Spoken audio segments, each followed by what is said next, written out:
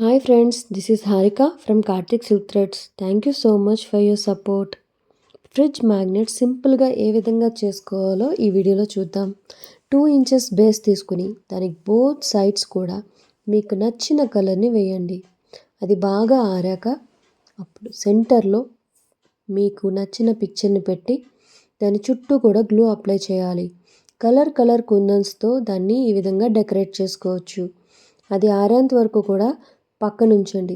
Next అది బాగా ఆరాక back సైడ్న మ్యాగ్నెట్ని ఈ విధంగా అంటించాలి. అప్పుడు అందమైన ఫ్రిడ్జ్ మ్యాగ్నెట్స్ రెడీ. ఈ దసరా హాలిడేస్కి మీ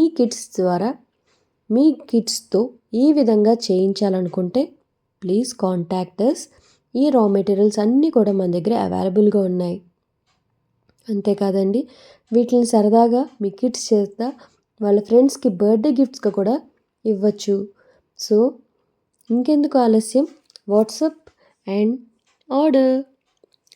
ఇంకెవరైనా స్పెషల్గా కస్టమైజ్ చేయించుకోవాలనుకున్నా కూడా మమ్మల్ని కాంటాక్ట్ చేయొచ్చు. Thank you so much.